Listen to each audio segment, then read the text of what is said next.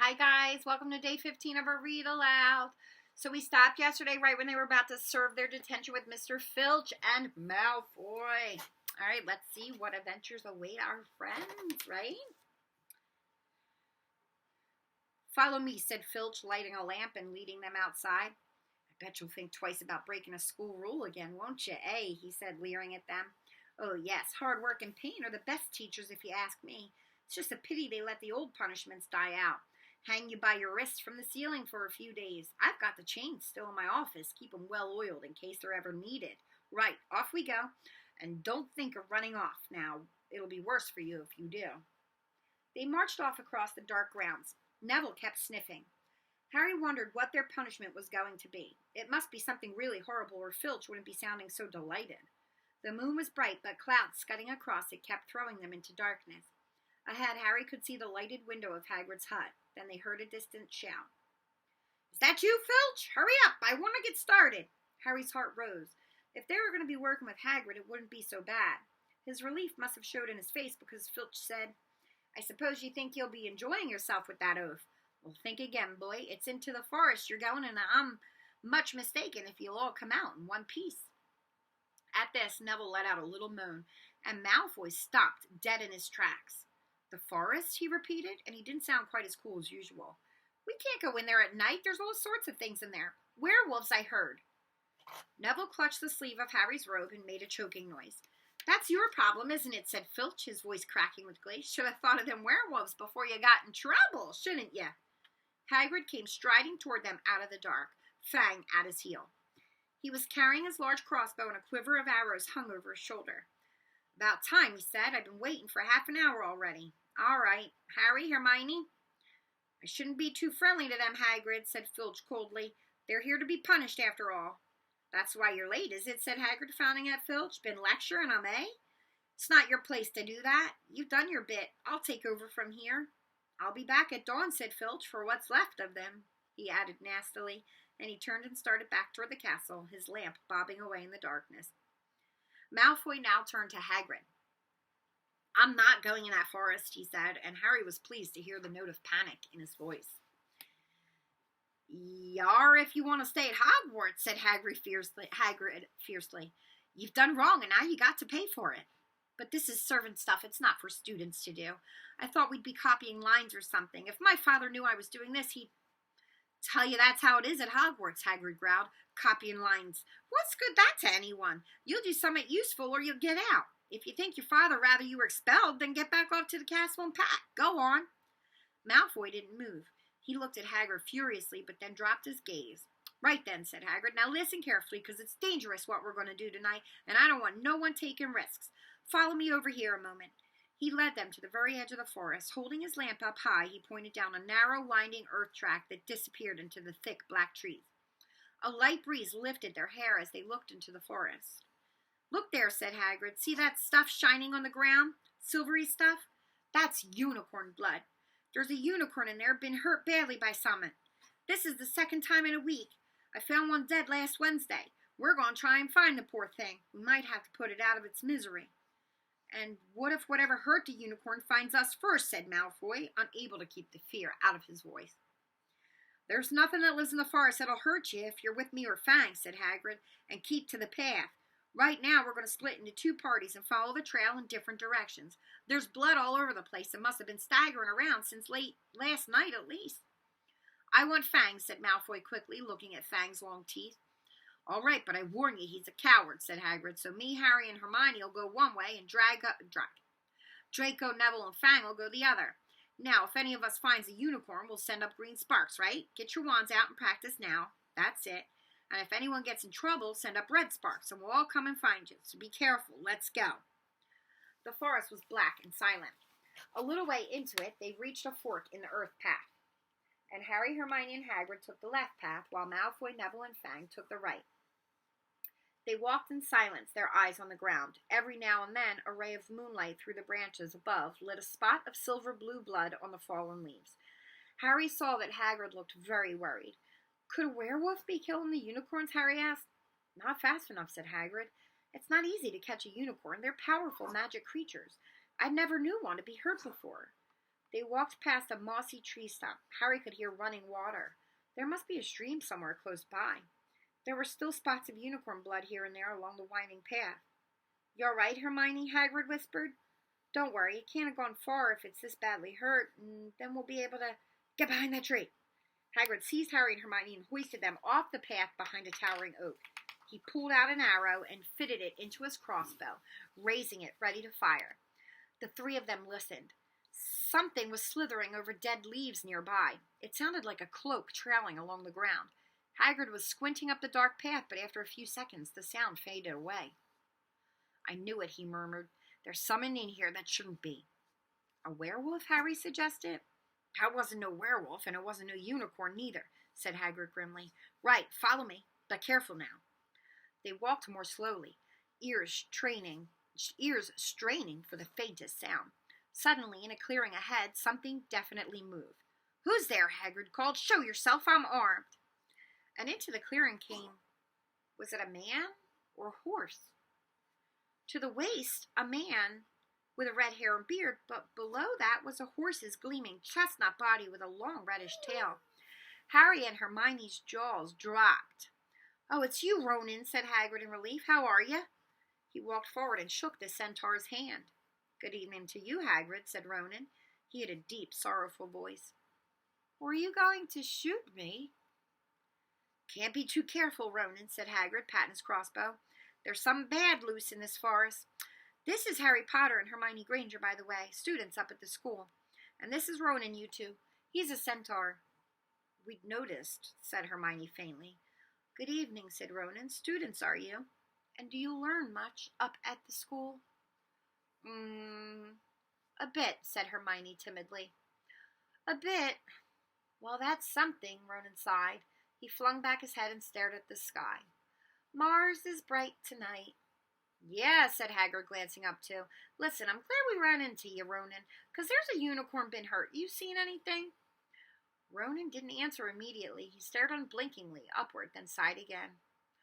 "Always the innocent are the first victims," he said. "So it has been for ages past, so it is now."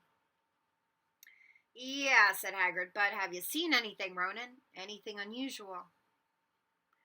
"Mars is bright tonight," Ronan repeated, while Hagrid watched him impatiently. "Unusually bright." "Yeah, but I was meaning anything unusual a bit nearer home," said Hagrid. "So you haven't noticed anything strange?" Yet again, Ronan took a while to answer. At last he said, "The forest hides many secrets." A movement in the trees behind Ronan made Hagrid raise his bow again, but it was only a second centaur, black-haired and bodied and wilder looking than Ronan. "Hello, Bane," said Hagrid. "All right?" "Good evening, Hagrid. I hope you are well." "Well enough. Look, I've just been asking Ronan, you seen anything odd in here lately? There's a unicorn been injured. Would you know anything about it?" Bane walked over to stand next to Ronan. He looked skyward. "Mars is bright tonight," he said simply. "We've heard," said Hagrid grumpily. "Well, if either of you do see anything, let me know, won't you? We'll be off then." Harry and Hermione followed him out of the clearing, staring over their shoulders at Ronan and Bane until the trees blocked their view.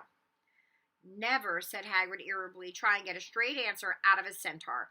"Ruddy stargazers, not interested in anything closer than the moon." "Are there many of them in here?" asked Hermione. "Oh, a fair few. Keep themselves to themselves mostly, but they're good enough about turning up if ever I want a word. They're deep-mind centaurs. They know things, just don't let on much." "Do you think that was a centaur we heard earlier?" said Harry. "Did that sound like hooves to you?" "Nah, if you ask me, that was what's been killing the unicorns. Never heard anything like it before." They walked on through the dense, dark trees. Harry kept looking nervously over his shoulder. He had the nasty feeling that they were being watched. He was very glad they had Hagrid and his crossbow with them. They had just passed a bend in the path when Hermione grabbed Hagrid's arm. "Hagrid, look, red sparks! The others are in trouble!"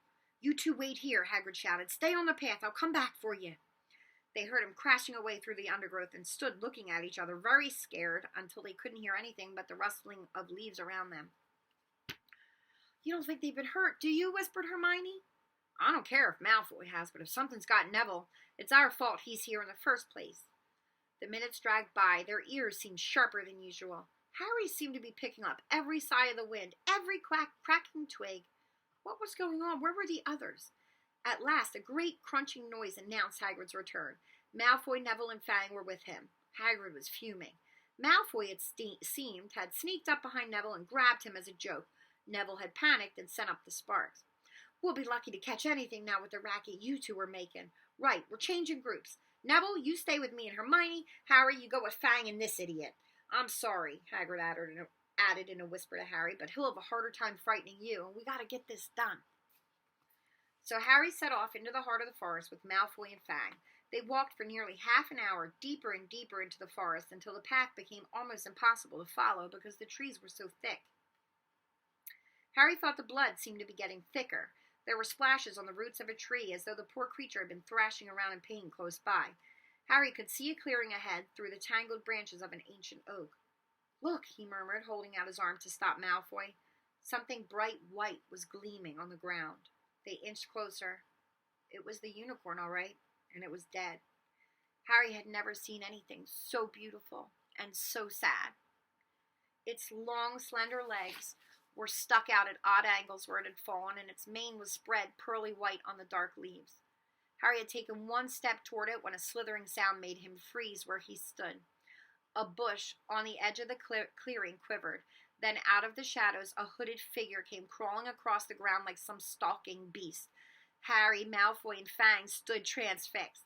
The cloaked figure reached the unicorn, lowered its head over the wound in the animal's side, and began to drink its blood. Arr! Malfoy let out a terrible scream, ah! And bolted. So did Fang. The hooded figure raised its head and looked right at Harry. Unicorn blood was dribbling down its front. It got to its feet and came swiftly toward Harry. He couldn't move for fear. Then a pain like he'd never felt before pierced his head. It was as though his scar was on fire. Half blinded, he staggered backward. He heard hooves behind him galloping, and something jumped clean over Harry, charging at the figure. The pain in Harry's head was so bad, he fell to his knees. It took a minute or two to pass. When he looked up, the figure had gone. A centaur was standing over him. Not Ronan or Bane. This one looked younger. He had white blonde hair and a palomino body. Are you all right? Said the centaur, pulling Harry to his feet. Yes, thank you. What was that? The centaur didn't answer. He had astonishingly blue eyes, like pale sapphires. He looked carefully at Harry, his eyes lingering on the scar that stood out livid on Harry's forehead. You are the Potter boy, he said. You had better get back to Hagrid. The forest is not safe at this time, especially for you. Can you ride? It will be quicker this way. My name is Firenze, he added, as he lowered himself onto his front legs so that Harry could clamber onto his back. There was suddenly a sound of more galloping from the other side of the clearing. Ronan and Bane came bursting through their trees, their flanks heaving and sweaty. Firenze, Bane thundered. What are you doing? You have a human on your back. Have you no shame? Are you a common mule? Do you realize who this is? Said Firenze. This is the Potter boy. The quicker he leaves the forest, the better. What have you been telling him? Growled Bane. Remember, Firenze, we are sworn not to set ourselves against the heavens. Have we not read what is to come in the movement of the planets? Ronan pawed the ground nervously. I'm sure Firenze thought he was acting for the best, he said in a gloomy voice. Bane kicked his legs back in anger. For the best? What is that to do with us? Centaurs are concerned with what has been foretold. It is not our business to run around like donkeys after stray humans in our forest. Firenze suddenly reared on his hind legs in anger so that Harry had to grab his shoulders to stay on. Do you not see that unicorn? Firenze bellowed at Bane. Do you not understand why it was killed? Or have the planets not let you in on that secret? I set myself against what is lurking in this forest, Bane. Yes, with humans alongside me if I must.